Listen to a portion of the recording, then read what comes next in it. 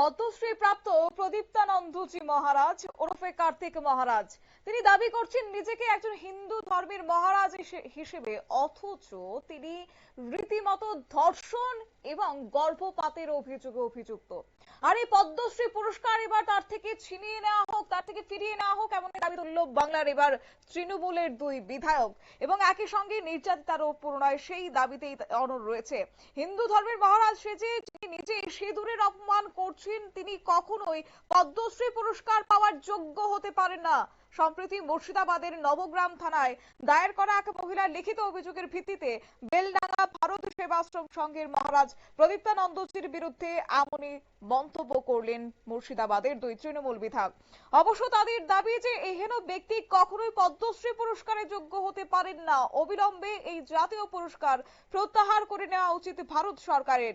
এই বিষয়ে একদিকে মন্তব্য করলেন ভরতপুর বিধানসভার তৃণমূলের বিধায়ক হুমায়ুন কবির এবং অন্যদিকে একই সুরে সুর মিলিয়েছেন নবগ্রাম বিধানসভার তৃণমূল বিধায়ক কানাই চন্দ্র মণ্ডল। অবশ্য এই ঘটনা 2013 সালের ঘটনা। ওই মহিলার সঙ্গে বিভিন্ন বিষয় নিয়েও কিন্তু আজকে দুই বিধায়ক তুলে ধরেছেন। তবে শুরুতেই শোনাবো সেই নির্যাতিতা মহিলার কি বক্তব্য রয়েছে। এখানে তুমি কাজ করবে দিয়ে ওনার কথা মতন আমি ডিসেম্বরের শেষের দিকে আমি চলে গেছিলাম এবং জানুয়ারি থেকে আমাকে জয়েন করানো হয়েছিল ওখানে। 2013 সালে 13 সালে ওখানে গিয়ে আমি ওখানে উঠেছিলাম। প্রথমে আগে একতলার একটা রুম আছে, টিচার্স রুম, সেখানে একদিন ওখানে রাখা হয়েছিল। তারপরে উনি আবার শিফট করেছিলেন পাঁচতলায় একটা হল ঘর আছে, সেই হল ঘরে আমাকে রাখা হয়েছিল। সেই হল ঘরে আমি একমাত্র একা ছিলাম, সেখানে আর কেউ ছিলেন না। হ্যাঁ, এবং আমাকে হঠাৎ একদিন মহারাজ ওখানে মাঝে মাঝে যেতেন স্কুলে পরিদর্শনের জন্য। ওনার তো অনেক স্কুল আছে, সেখানে উনি পরিদর্শনের জন্য যেতেন মাঝে মাঝে। এবং আমাকে কথা বলার জন্য হঠাৎ করে একদিন রাত্রে আমাকে ফোন করছেন যে আমি তোমার রুমে আসছি।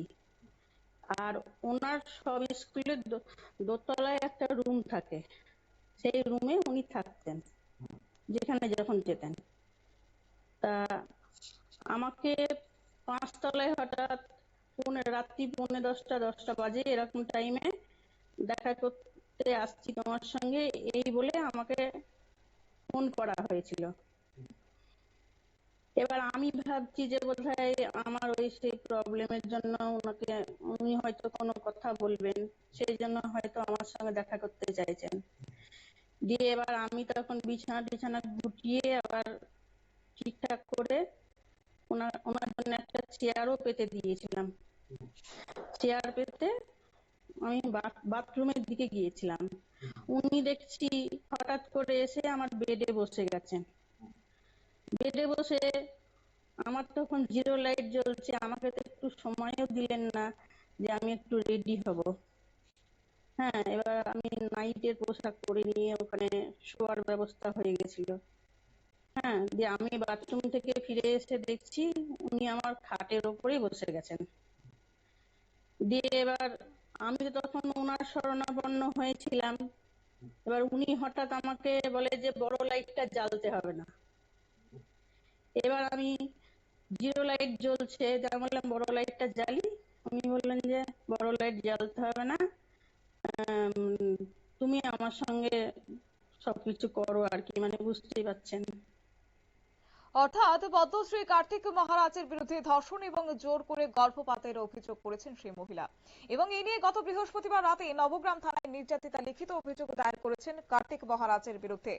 অভিযোগপত্রে বলা হয়েছে 2012 সালের ডিসেম্বরে অভিযোগকারিণী ভারত সেবাশ্রম সংঘের চানক আদিবাসী আবাসিক স্কুলে যান এবং সেখানেই তার সঙ্গে আশ্রমের অধ্যক্ষ অর্থাৎ কার্তিক মহারাজের পরিচয় হয়। এমনকি তাকে আলাদাভাবে ডেকে নিয়ে আলাপ আলোচনাও করেছেন মহারাজ।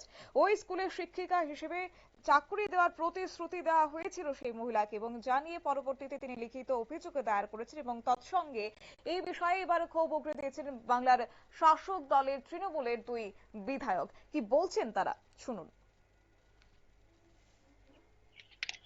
হিন্দুত্ববাদী নেতা সেজে মাথায় পাগড়ি বেঁধে যে ধরনের অপকর্ম করেছেন সেটা আমাদের হিন্দুদের লজ্জা।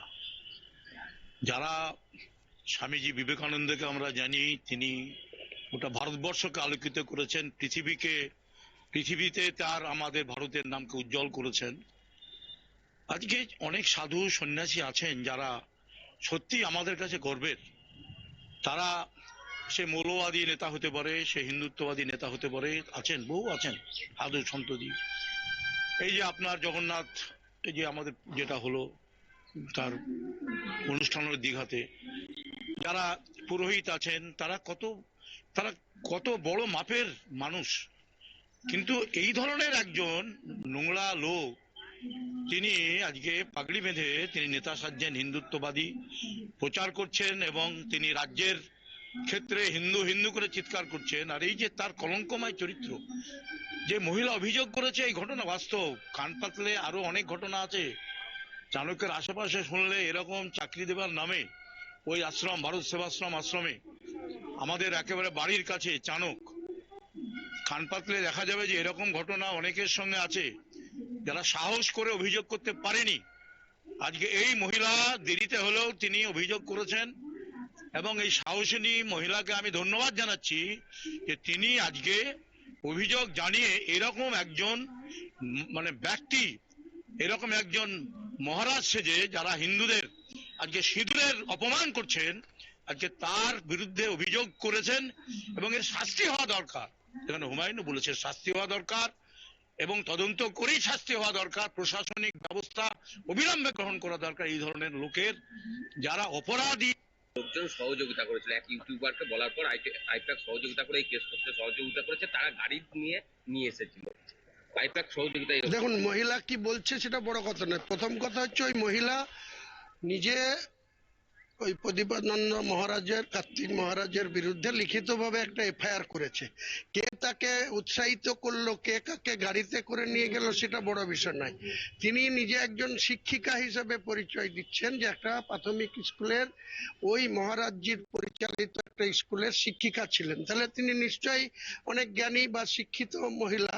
তো সেই মহিলা যখন কার্তিক মহারাজের বিরুদ্ধে সরাসরি অভিযোগ করছেন, আমি আগেই বললাম, আবার বলছি রিপিট করে, যে ভারত সরকারের অবিলম্বে এই কার্তিক মহারাজকে যে পদ্মশ্রী দিয়েছেন সেই পদ্মশ্রীটা অবিলম্বে প্রত্যাহার করা উচিত, তাকে কেড়ে নেওয়া উচিত।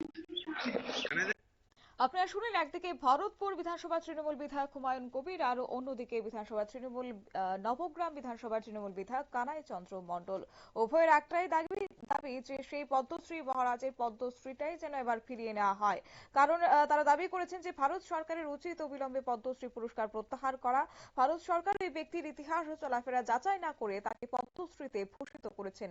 আর এই ধরনের ব্যক্তিকে পদ্মশ্রী দেওয়া মানেই পদ্মশ্রী পুরস্কারের অপমান। নিয়ে নিচ্ছে ছোট্ট একটি বিজ্ঞাপন বিরতির, সঙ্গে থাকুন।